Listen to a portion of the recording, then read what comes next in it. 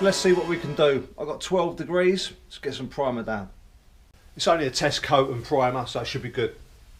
Let's get the compressor filled up. Just wiping the car down now with a prep clean, and hopefully you can see what side I've done there. Getting rid of all the little dust particles.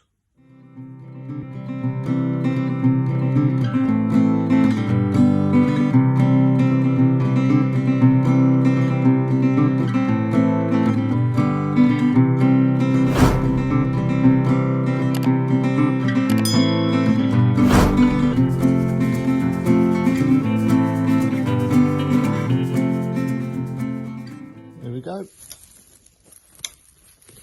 Day 2.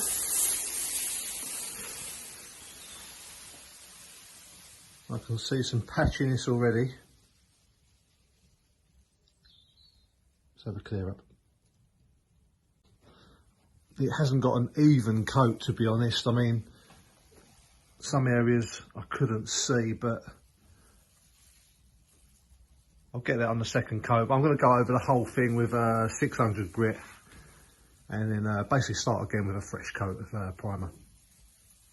I think the roof's pretty patchy because I've got to learn to be a lot more consistent with the gun and not stop starting halfway through the panel. I've basically got to do one continuous movement. You can see the darkened areas where it needs going over again anyway. Got some small areas within the wheel arches that I want to revisit with a little bit of filler maybe, just to make it look better, not that you'll see it. And there's some very slight areas, don't know if you can pick that up, that need filling also, so I'll get it. Look at the amount of overspray on this sheeting. Just something to note for next time is that these sheets are going to have to be anchored down at the bottom for next time because the slightest bit of wind and they're just up.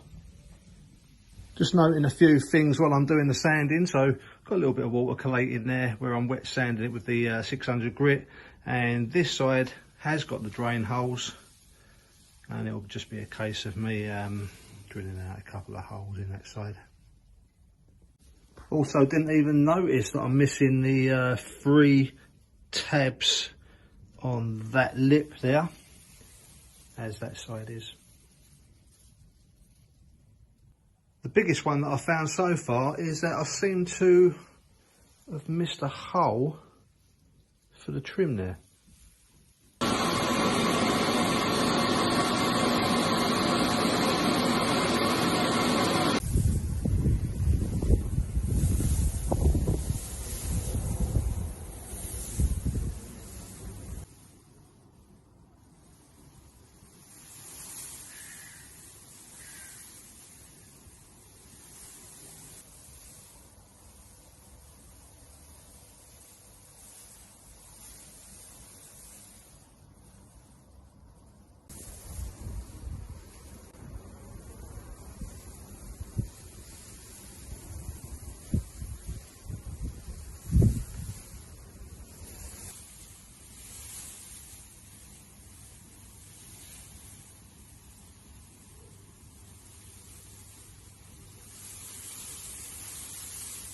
Just drilled those holes out and I tested it with water just to make sure, so it runs freely now through there.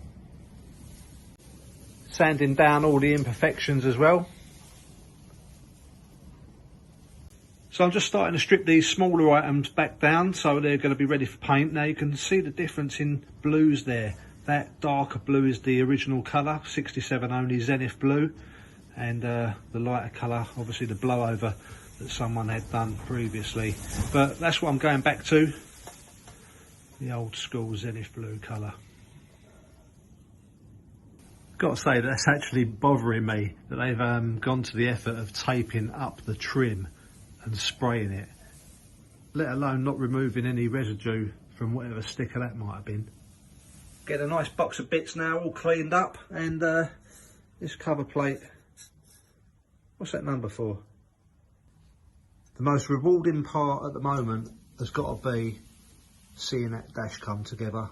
I was so envious of people that had a complete dash without it being hacked.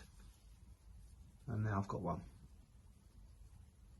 Just smoothed out some previous repairs underneath this wheel arch also. It looks a lot better now. I mean, they was terrible. Just filled them out with the Pour 15 epoxy putty. It's good stuff. Little epoxy filler right on the edge there. Not too sure if the window rubber will cover it. I think it will, but just in case, smooth it out, and then obviously the primer will come after.